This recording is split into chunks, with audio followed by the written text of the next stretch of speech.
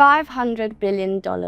That is the figure that the United Nations Bank has estimated as the investment needed to rebuild Ukraine. This will be not only an economic effort, but a political one as well, and it will certainly test the unity of European nations. In today's video, we'll be analysing the progress of the dialogue process on Ukraine, whether a peace agreement might be on the horizon in the short term, and if one is reached, which sectors and companies could stand to benefit once the reconstruction effort begins in a country that has unfortunately been at war for over 3 years now. As always, if you enjoy this type of content, don't forget to subscribe to our channel, give the video a like, and check the description below for a link to our weekly newsletter. So, can the conflict in Ukraine be resolved in the short term? The question is not whether the war will end, but rather when and under what conditions. Recently, the meeting between Trump and Zelensky at the White House was very tense. Trump accused Zelensky of playing with World War III, and after he suspended military aid, the meeting ended abruptly. Despite this, Zelensky proposed a truce that would involve the release of prisoners and a stop in attacks under the condition that Russia reciprocates. However, some forecasts, like those from Polymarket, suggest that the chances of an agreement being reached before 21st of April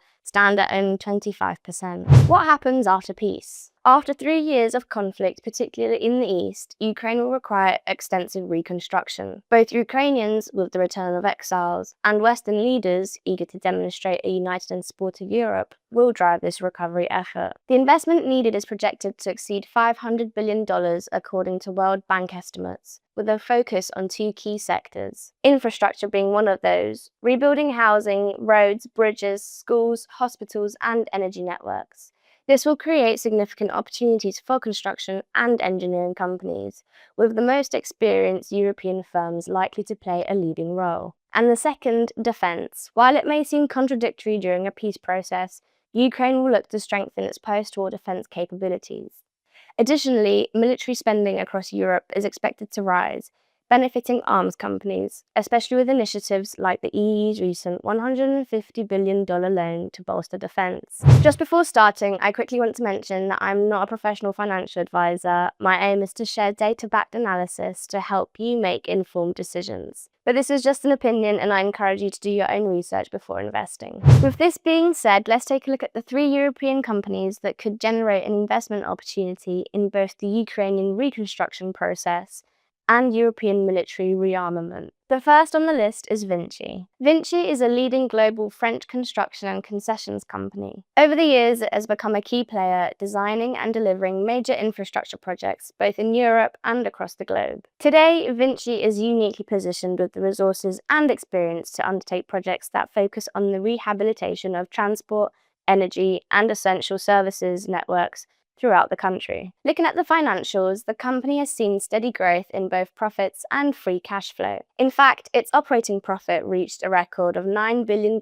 last year, with stable and healthy margins. In terms of dividends, like many other European companies, Vinci offers an attractive shareholder remuneration policy, with a payout ratio exceeding 50% and a dividend yield of nearly 4%. Evidence of its stability can be seen in its share price chart, which has been in an upward channel for more than 5 years. With a PE ratio of 14 times, it's reasonably priced, and it could be worth considering an entry when the price returns to the lower end of this channel. Before moving on to the next company, just a quick reminder that we have left links in the video description below to different brokers that are regulated in the UK that you can check out if you're interested. Now, on to the next action. Ferrovial. Ferrovial is a Spanish company founded in 1952, which has become a significant player in the world of infrastructure and services. It's no surprise that more than 80% of its revenues come from outside Spain, and since 2023, it has also been listed on the Nasdaq.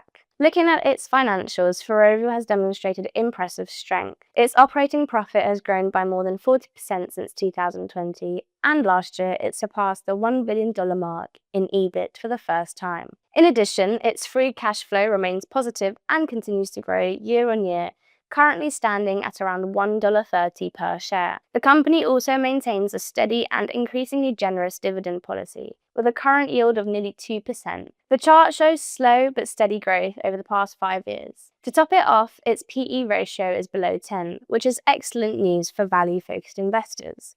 especially considering Ferrovial's involvement in Ukraine's reconstruction efforts. It's worth being cautious if the war ends in the near future, as we could see a sharp rise in the price of both stocks, potentially breaking their recent all-time highs. So far, we've looked at 2 examples of infrastructure companies, and to round off, let's now turn to a defense company. BAE Systems. Finally, BAE Systems, one of the giants in the defense, security, and aerospace industries. The conglomerate was formed through the merger of several British companies and today exports its innovations to more than 100 countries, securing contracts with both government and civilian customers. For example, its advanced products include state-of-the-art drones and fighter jets, making it a prime candidate to supply a significant portion of future defense contracts in the Eurozone, particularly as NATO countries look to increase their military spending. On the financial front, the company has been growing steadily. Since 2020, its operating profit has increased by 80%, and if defense contracts continue to rise, this trend is likely to persist. Additionally, its free cash flow grew by more than 25% last year and 70% over 2 years, surpassing $2.5 billion